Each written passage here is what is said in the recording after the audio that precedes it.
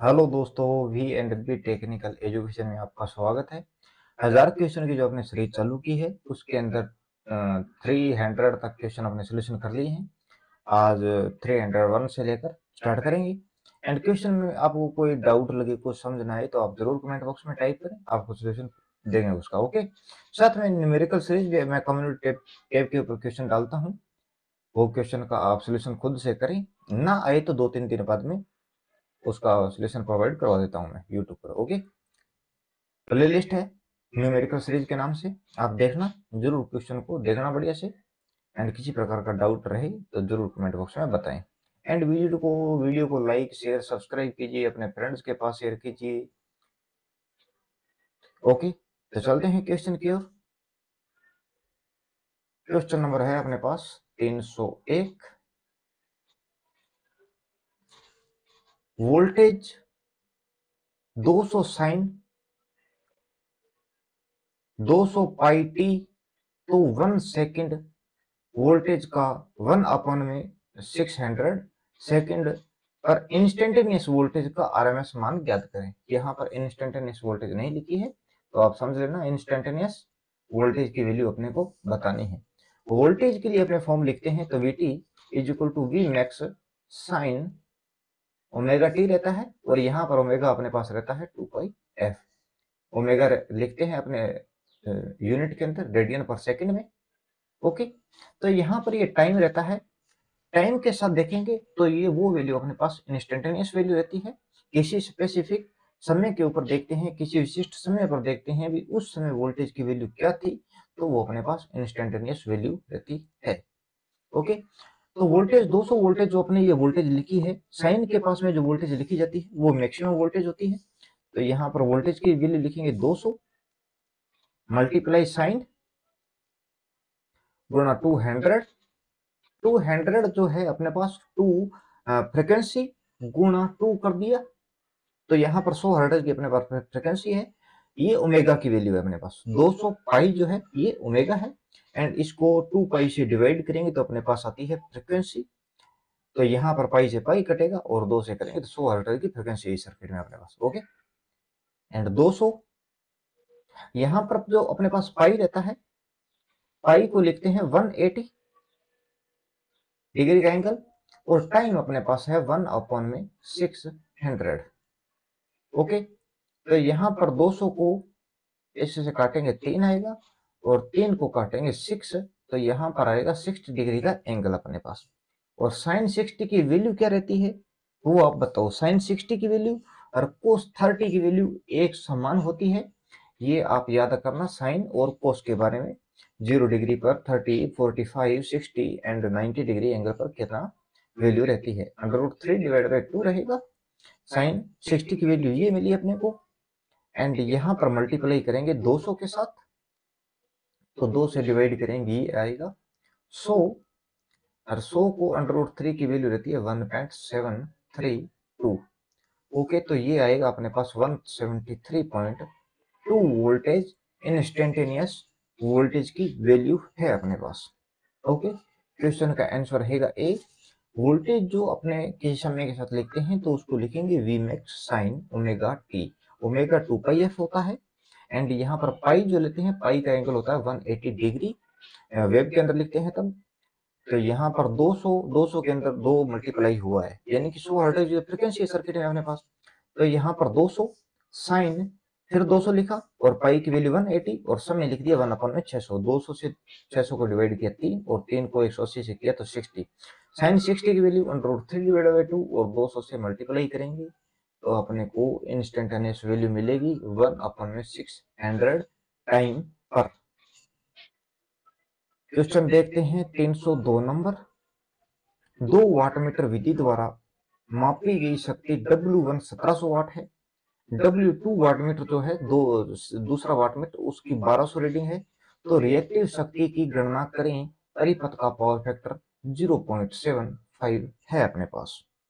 Okay, तो यहाँ पर रिएक्टिव सर अपने जो थीटा की वैल्यू लिखते हैं, थीटा लिखते हैं 10⁻1 और √3 ब्रैकेट में W1 माइनस W2 अपॉन में W1 प्लस W2। ओके, ये अपने एंगल ज्ञात करते हैं। एंड टोटल पावर ज्ञात करने के लिए एक्चुअल पावर या ट्रू पावर कहो, वास्तविक शक्ति जो एक्चुअल में पावर कंजप्शन होती है वो शक्ति लिखेंगे W1 प्लस W2 के द्वारा। ओके, और रिएक्टिव पावर लिखने के लिए PR, रिएक्टिव पावर अगर लिखें तो √3 ब्रैकेट में W1 माइनस W2, ये अपने पास फॉर्मूला होता है। √3 की वैल्यू होती है 1.732 मल्टीप्लाई W1 जो है 1700 है और W2 जो है अपने पास 1200, तो टोटल आएगा 500। 500 के साथ मल्टीप्लाई करो, देखते हैं कितनी रिएक्टिव पावर है अपने पास सर्किट के अंदर।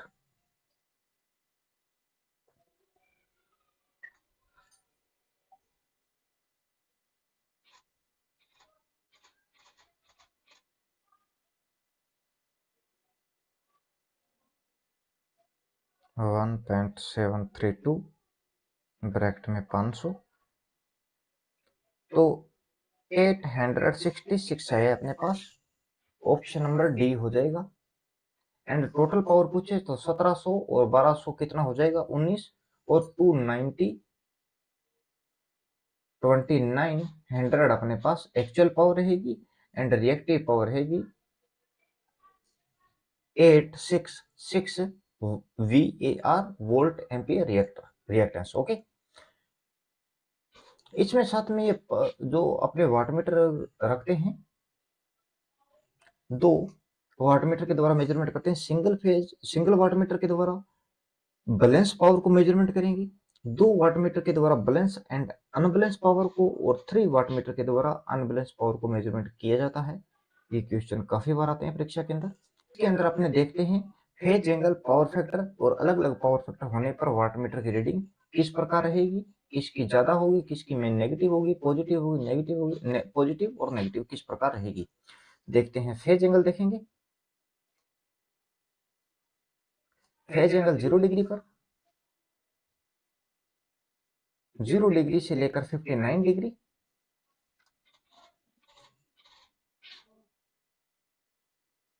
और 60 डिग्री, 61 डिग्री से लेकर 89 डिग्री और 90 डिग्री। ओके, यहाँ पर लिखेंगे अपने पावर फैक्टर। 0 डिग्री का फेज एंगल तो पावर फैक्टर इकाई, 0 से 59 डिग्री तो पावर फैक्टर 0.5 से लेकर इकाई के मध्य होगा। एंड फेज एंगल 60 डिग्री तो अपने पास पावर फैक्टर 0.5, 61 से लेकर 89 डिग्री तो इसके अंदर पावर फैक्टर 0.1 से लेकर 0.5 के मध्य होगा। ओके, और 90 डिग्री तो पावर फैक्टर अपने पास होगा 0। ओके, अब इसके अंदर अपने लिखते हैं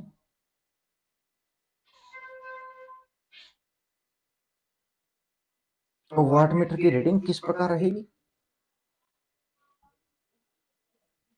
तो वाटमीटर की रीडिंग जब पावर फैक्टर इकाई, तो दोनों वाटमीटर जो रहेंगे W1 1 वाटमीटर और W2 वाटमीटर, दोनों का पाठ्यांक इक्वल होगा। इक्वल का सिंबल लगाया है, प्लस दोनों पॉजिटिव रहेंगे।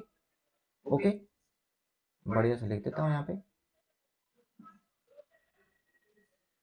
Equal plus W2 wattmeter, equal के कारण यानी कि W1 वाटमीटर और W2 की reading, phase angle 0 degree, power factor इकाई, फेज एंगल, दोनों वाटमीटर का जो पाठ्यांक होगा equal plus positive.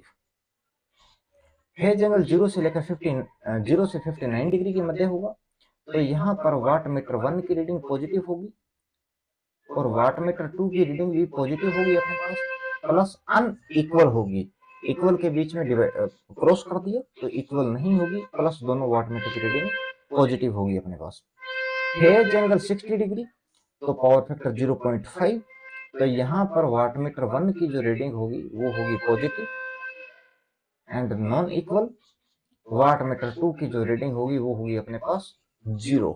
Okay, phase angle 61 से लेकर 89 डिग्री, तो पावर यहाँ पर अपने पास वाटमीटर की रीडिंग होगी W1 वाटमीटर रहेगा पॉजिटिव, एंड वाटमीटर की रीडिंग अनइक्वल होगी, और वाटमीटर 2 जो होगा ये अपने पास रीडिंग लेगा नेगेटिव प्लस अनइक्वल होगा, यानी कि एक्चुअल में पावर कंजप्शन होगी इस समय। फेज एंगल 90 डिग्री तो पावर फैक्टर 0, तो यहाँ पर वाटमीटर 1 की जो रीडिंग होगी वो पॉजिटिव और इक्वल, प्लस वाटमीटर सेकंड की जो रीडिंग होगी वो नेगेटिव, दोनों की इक्वल में लिखा है, तो यहाँ पर एक की पॉजिटिव दूसरे की नेगेटिव, तो पॉजिटिव से नेगेटिव कटेगा, नेगेटिव पॉजिटिव से नेगेटिव कटेगा या नेगेटिव से पॉजिटिव कुछ भी मान लो, तो आउटपुट में अपने को 0 वाट पावर कंजप्शन मिलेगा। ओके, ये आप याद रखना, phase angle, power factor and watt meter की reading. Question number 303, 3 phase star परिपथ की प्रत्येक शाखा में रेजिस्टेंस 20 ओम है, इंडक्टेंस 0.14 हेनरी का है, line voltage 440 voltage, frequency 100 hertz, तो कुल शक्ति खपत ज्ञात करें। ओके, तो यहाँ पर पहले अपने सर्किट ड्रॉ करते हैं।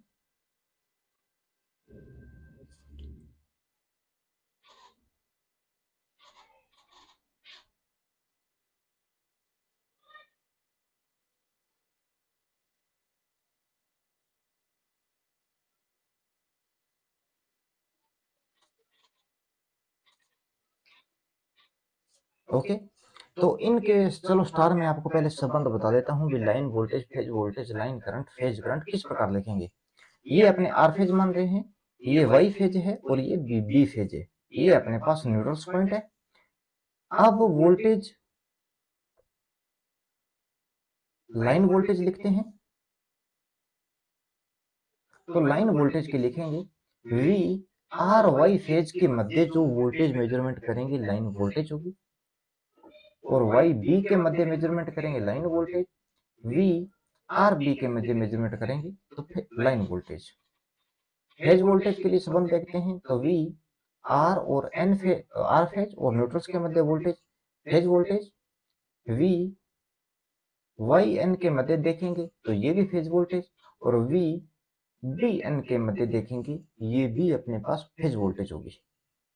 ओके, लाइन करंट के लिए लिखते हैं, लाइन करंट मतलब जो लाइन में करंट आ रहा है, तो इसके लिए लिखेंगे I R is equal to I Y is equal to I B, जो अपने पास करंट रहेंगे जो लाइन से आ रहे हैं वो अपने पास line current. And phase current के लिए लिखेंगे, तो फेज करंट के लिए आई आर आई वाई और आई बी। स्टार में आपको पता है line current and phase current दोनों इक्वल होते हैं, and line voltage phase current ये दोनों अनइक्वल होते हैं। लाइन वोल्टेज जो रहती है फेज वोल्टेज से √3 गुना अधिक रहता है। ओके, तो इसको मैं हटा रहा हूँ, वीडियो पॉज करके आप लिख लेना, नोट करना। यहाँ पर सबसे पहले अपने ज्ञात करते हैं इम्पीडेंस, और इम्पीडेंस के लिए फॉर्मूला होता है resistance square plus XL square करेंगे, रिएक्टेंस का स्क्वायर होता है। अब कैपेसिटिव रिएक्टेंस नहीं है तो सीधा एक्सएल का स्क्वायर लिख दिया। रेजिस्टेंस अपने पास 20 है तो 20 को करेंगे, इसका आएगा अपने पास स्क्वायर 400, और ये एल इंडक्टेंस है, तो इंडक्टिव रिएक्टेंस ज्ञात करने के लिए 2 पाई एफ एल फॉर्मूला होता है। और यहाँ पर अपने करेंगे कैलकुलेटर से, आप खुद से सॉल्यूशन करें इसका, तो 2 पाई फ्रिक्वेंसी 100 हर्ट्ज एंड 0.14 अपने पास आया है इंडक्टेंस, तो 87.96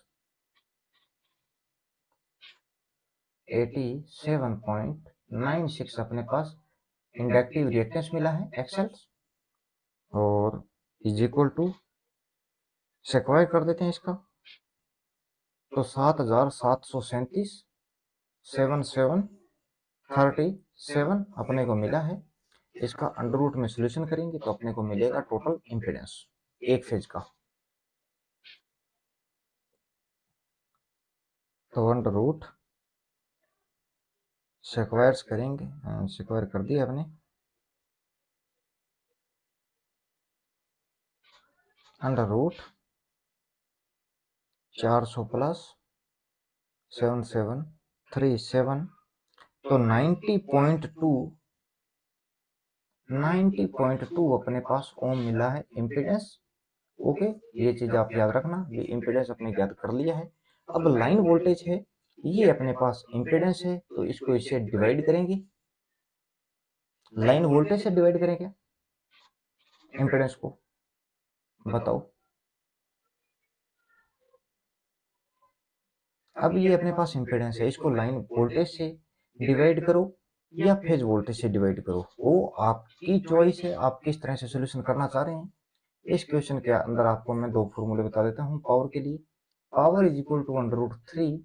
ये 2 वाटमीटर का पूरा मैं न्यूमेरिक कराऊंगा जिस टाइम डेरिवेशन, उस टाइम में देखेंगे। Line voltage, phase current, power is equal to √3 VL IL, line current, line voltage और cos फाई। ओके, और पावर के लिए दूसरा formula 3 VPH phase voltage, IPH phase current और cos फाई। इस तरह से अपने पावर ज्ञात करनी है। अब आपकी चॉइस है, आप इसको ज्ञात करो। इम्पीडेंस अपने पास है 90.2 ओम का।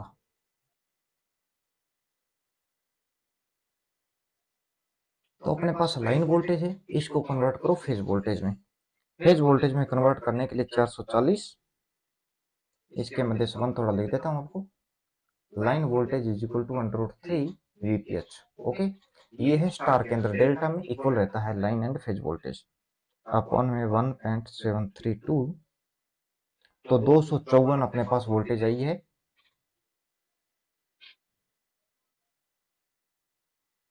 जो वोल्टेज है अपने पास फेज वोल्टेज है। फेज वोल्टेज को डिवाइड करो इम्पीडेंस के द्वारा, is equal to divide by 90.2। तो धारा की वैल्यू आई है 2.816। धारा अपने पास है, फेज करंट जो है 2.816 एम्पियर्स। ओके, ये अपने पास करंट है फेज करंट। तो अपने फेज करंट का बड़ा ही फॉर्मूला लगा लेते हैं पावर के लिए। तो 254 मल्टीप्लाई 2.81 मल्टीप्लाई, यहाँ पर पावर फैक्टर अपने को अज्ञात करना है। पावर फैक्टर के लिए नॉर्मली लिखते हैं रेजिस्टेंस अपॉन में इम्पीडेंस, कंडक्टेंस अपॉन में एडमिटेंस, एक्चुअल पावर अपॉन में एपरेंट पावर। तो जो आपको मिले उसी के द्वारा ज्ञात कर सकते हैं।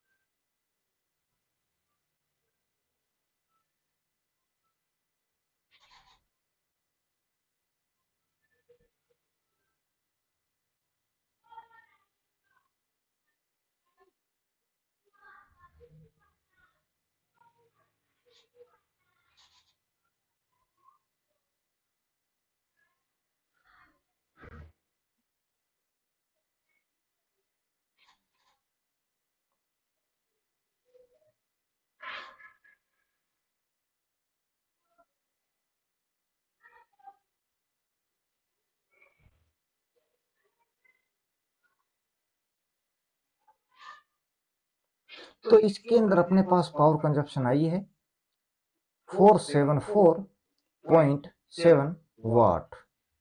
ओके, तो इस तरह से आप इसको ज्ञात कर सकते हैं। सबसे पहले अपने इंडक्टिव रिएक्टेंस ज्ञात किया, अंडर रूट में resistance square plus inductive reactance का स्क्वायर किया तो अपने को इंपीडेंस मिला। पावर फैक्टर के लिए R अपॉन में Z करेंगे, यानी कि 20 अपॉन में 90.2। तो पावर फैक्टर आ गया 3 गुना phase voltage, phase current and cos phi, यानी कि पावर फैक्टर। तो इसके द्वारा अपने को फॉर्मूला मिलेगा, क्वेश्चन में आंसर मिलेगा 474.7 वाट। आंसर रहेगा अपने पास डी, नन ऑफ दीज, इनमें से कोई नहीं। सॉरी, क्वेश्चन नंबर देखते हैं अपने 304 नंबर। चित्रित सारणी में सॉरी, चित्रित सारणी में अमान्य स्टेटमेंट नहीं है। कौन सा स्टेटमेंट है जो वैलिड नहीं है?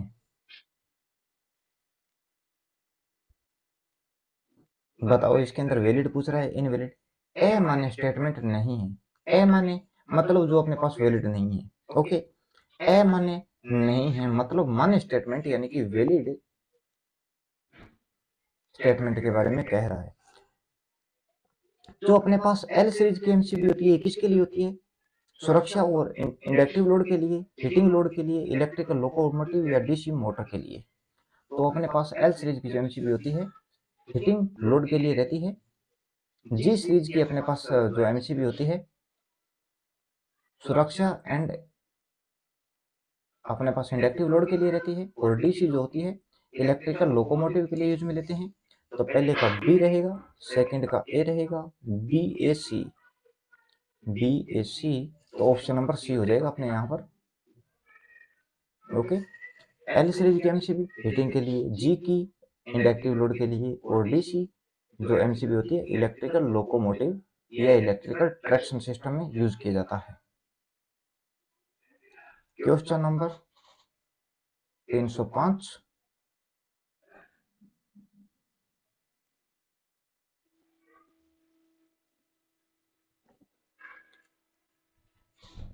अर्थ रेजिस्टेंस मेजरमेंट करते समय ओम मीटर का पाठ्यांक समानुपाती होता है। तो वो दो कॉइलों में धारा का अनुपात होता है, दो कॉइलों में वोल्टेज और धारा का अनुपात होता है, दो कॉइल्स में धारा का गुण होता है, या इन एनीवे इनमें से कोई भी हो सकता है। बताओ। जो अर्थ रेजिस्टेंस मेजरमेंट करते समय ओम मीटर का पाठ्यांक समानुपाती होता है, तो किसके समानुपाती होता है ये? तो दो कॉइलों में धारा का गुणन रहता है। ऑप्शन नंबर सी हो जाएगा यहाँ। अर्थ रेजिस्टेंस जो बड़े ग्रिड सबस्टेशन की बात करें तो वहां पर 0.5 ओम तक रहना चाहिए, और जो सब स्टेशन रहते हैं अपने पास उनके अंदर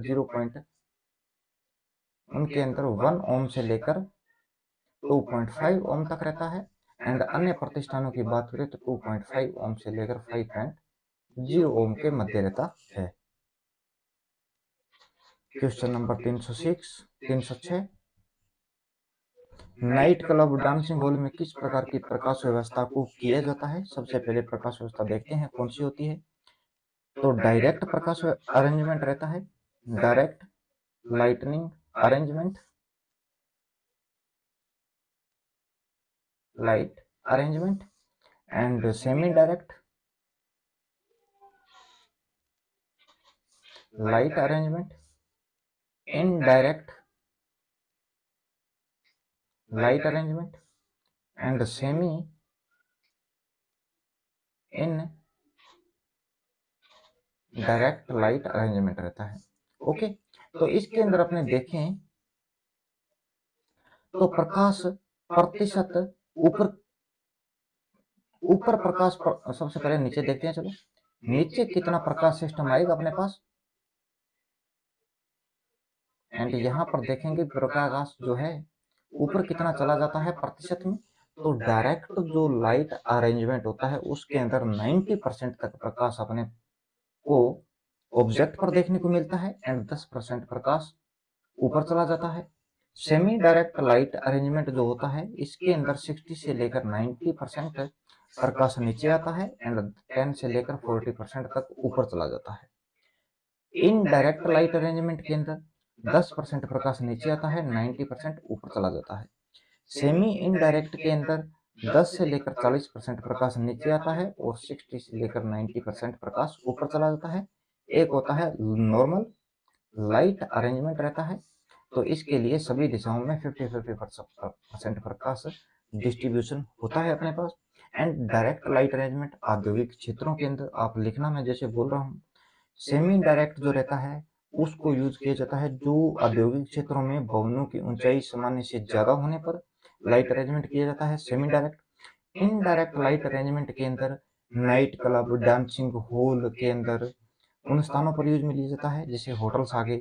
ओके, एंड सेमी इनडायरेक्ट की बात करें तो उसके अंदर जो यूज किया जाता है भवन की सुंदरता दिखाने के लिए नॉर्मल प्रकाश व्यवस्था कार्यालय ऑफिसों के अंदर रहता है। तो इस क्वेश्चन का आंसर अपने पास होगा ऑप्शन नंबर डांसिंग हॉल। तो semi direct indirect light arrangement option number C हो जाएगा। Question number 307। माइक्रोवेव ओवन में मैग्नेट्रॉन ट्यूब का फिलामेंट वोल्टेज कितना होता है? तो ये फिक्स वोल्टेज है, आप जस्ट इसको याद करना 3.2 वोल्टेज एसी रहता है। ऑप्शन नंबर हो जाएगा सी अपने पास 3.2 वोल्टेज एसी होता है।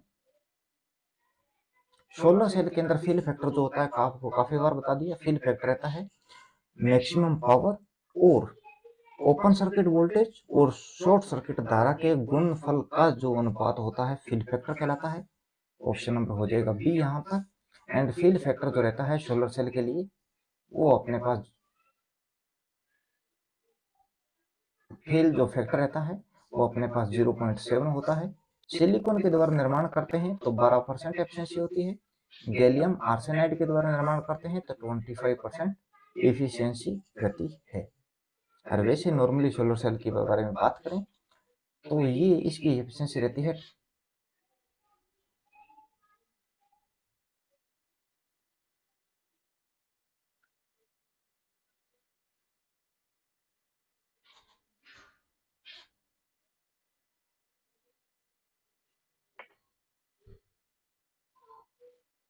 1 सेकेंड यार।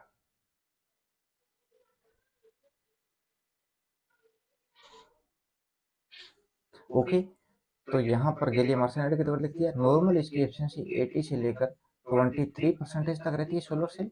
और जो भारत के अंदर सोलर सेल के द्वारा जो एनर्जी का उत्पादन किया जाता है, शक्ति उत्पादन करता है, ये होता है 10 से लेकर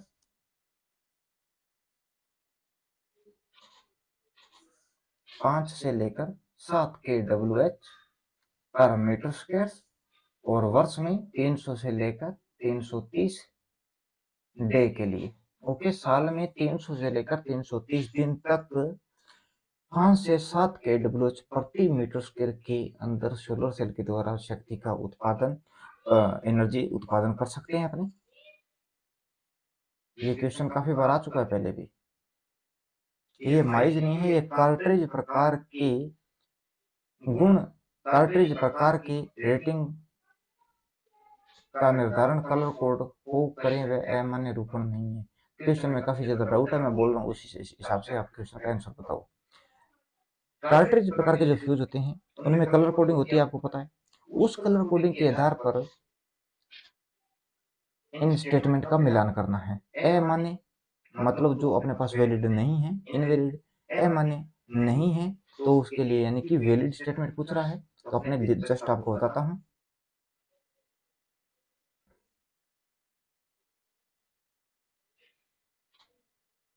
गुलाबी आपका जीत रहे उस टाइम से आप इसको याद करो। जस्ट बेस्ट तरीका आपको मैं बता रहा हूँ। गुलाबी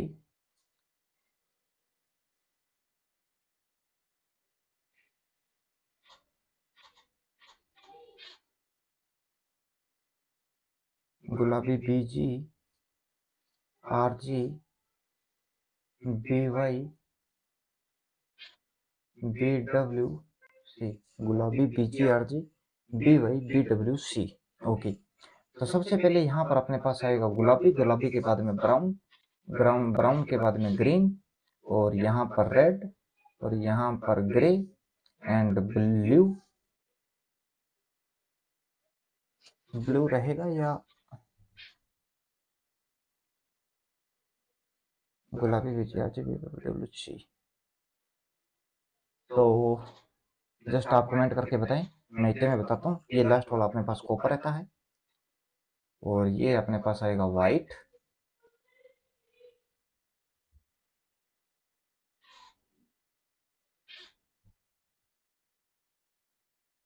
व्हाइट अपने पास, और ये अपने पास कलर है yellow, brown, green, red, grey, blue, yellow, black, white, copper.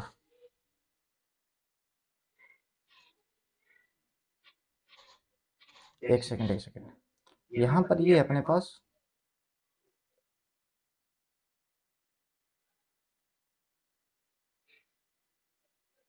लिखते हैं, ये अपने पास रहेगा ब्लैक एंड ये रहेगा ब्लू।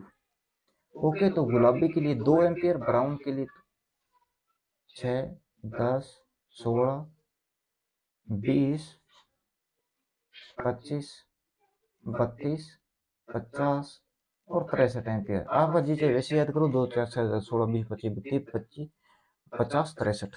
ओके, मैंने तो इस तरह से याद है, कोई बात नहीं, ये तो रिवीजन है, कोई दिक्कत नहीं है। गुलाबी के लिए जो अपने पास कलर अगर आ गया कार्ट्रिज फ्यूज का तो उसको समझे कि ये 2 एम्पियर का है। ब्राउन आ गया तो 4 एम्पियर के लिए, ग्रीन है तो 6 एम्पियर, और रेड है तो 10 एम्पियर, इसी प्रकार कॉपर है तो 63 एम्पियर। तो अपने पास पिंक जो गुलाबी रहेगा ये होगा 2 एम्पियर के लिए, ऑप्शन नंबर ए सही है बिल्कुल इसके लिए। ब्लैक के लिए जस्ट रहेगा 20 एम्पियर।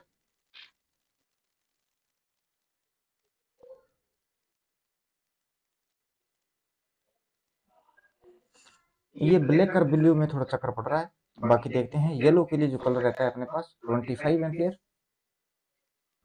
और यहाँ पर ये ब्लैक नहीं है शायद, तक जहां तक लग रहा है मेरे को।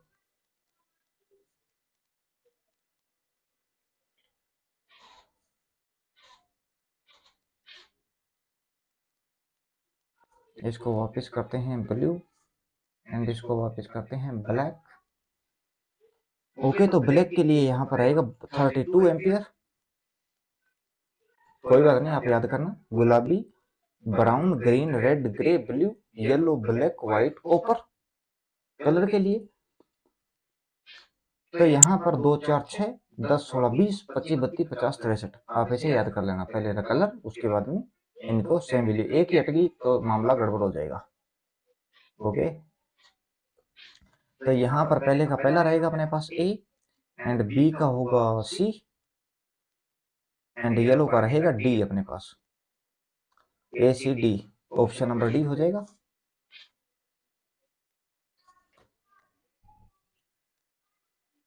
इसके अंदर मिलान करना है अपने को।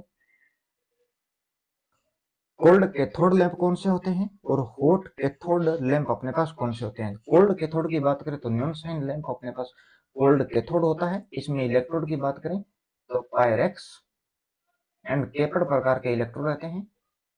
ओके, और न्यून साइड जो ट्यूब होती है 1 से 5 मीटर की लेंथ रहती है, 10 से 20 एमएम का इसका डायमीटर होता है। वोल्टेज 15 केवी तक यूज में लेते हैं इसको। Operating electrode voltage 6 kV. And अपने पास cold cathode sodium vapour lamp भी कोल्ड कैथोड के अंदर आता है। मेन 2 इलेक्ट्रोड होते हैं। इग्नाइटर जो अपने पास सोडियम होती है, स्टार्टिंग कलर इसका गुलाबी होता है, रनिंग कंडीशन में पीला कलर होगा। ओके, और सोडियम वेपर लैंप जो होते हैं, ये कोहरे का जो मौसम होता है उसमें प्रकाश की वेदन क्षमता जो रहती है ज़्यादा होती है। रेलवे स्टेशनों, पार्किंग या जो कोहरे वाले क्षेत्रों के अंदर यूज में लेते हैं। और जो इग्नाइटर होता है वो 400 से 600 वोल्टेज तक जनरेट करता है, और मैक्सिमम 3000 वोल्टेज तक इग्नाइटर इसके अंदर जो होता है तक कर सकता है।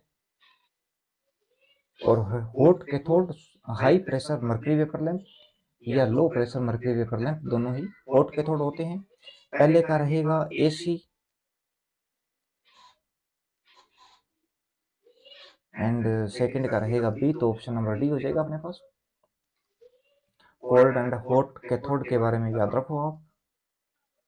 न्यून साइन लैंप की नली की लंबाई और व्यास क्रमशः कितना होता है। न्यून साइन जस्ट अभी बताया 1 से 5 मीटर, डायमीटर 10 से 20 एमएम का होता है। और जो मर्करी वेपर लैंप बनाते हैं अपने, मर्करी वेपर लैंप के अंदर 1 से 1.5 मीटर नली होती है, डायमीटर 20 से 40 एमएम का होता है, तक इसका डायमीटर रह सकता है। इसके अंदर 3 टाइप रहते हैं हाई प्रेशर में, MA, MAT और MV। Mercury argon, mercury argon tungsten, mercury vapour. जो मर्करी आर्गन टंगस्टन होता है इसके अंदर जो इग्नाइटर होता है उसकी रिक्वायरमेंट नहीं होती, जो एक हिसाब से अपने चौक यूज में लेते हैं उसकी जरूरत नहीं होती इसके अंदर। And mercury argon mercury vapour के अंदर दोनों में रिक्वायरमेंट रहती है। इसमें प्रकाश की एफिशिएंसी 45 ल्यूमेंस पर वाट के हिसाब से, और इसके अंदर 60 ल्यूमेन पर वाट के हिसाब से, और इसमें 50 ल्यूमेन पर वाट की एफिशिएंसी होती है। क्वेश्चन नंबर 312, बहुकला प्रणाली में जब 2 वाट मीटर की रीडिंग किलोवाट में क्या होगी। शक्ति गुणांक इकाई व शक्ति 15 किलोवाट। तो आपको जस्ट मैंने ये जो लेक्चर चालू किया इसके स्टार्टिंग में शायद तक क्वेश्चन आया था अपने पास। तो 2 वाट मीटर है, रीडिंग अपने पावर फैक्टर अपने पास इकाई है, और शक्ति खपत 15 किलोवाट है। तो इस सभी को 5 10 15 होता है, 10 5 15 होता है, 7.5 15 होता है, 8.5 और 6.5 अपने पास 50 किलोवाट होता है, 15। ओके, तो यहाँ पर अगर किलोवाट अपने पास शक्ति गुणांक इकाई है, तो फेज एंगल अपने मानेंगे 0, पावर फैक्टर इकाई, वाट मीटर 1 की रीडिंग पॉजिटिव होगी प्लस वाट मीटर 2 की reading positive plus equal. Okay, क्या होगी? इक्वल। तो क्वेश्चन का आंसर हो जाएगा सी अपने पास 7.5 किलोवाट की एनर्जी को रीडिंग करेंगे ये दोनों। एंड ओके दोस्तों, मिलते हैं नेक्स्ट वीडियो लेक्चर में, तब तक के लिए टेक केयर, बाय।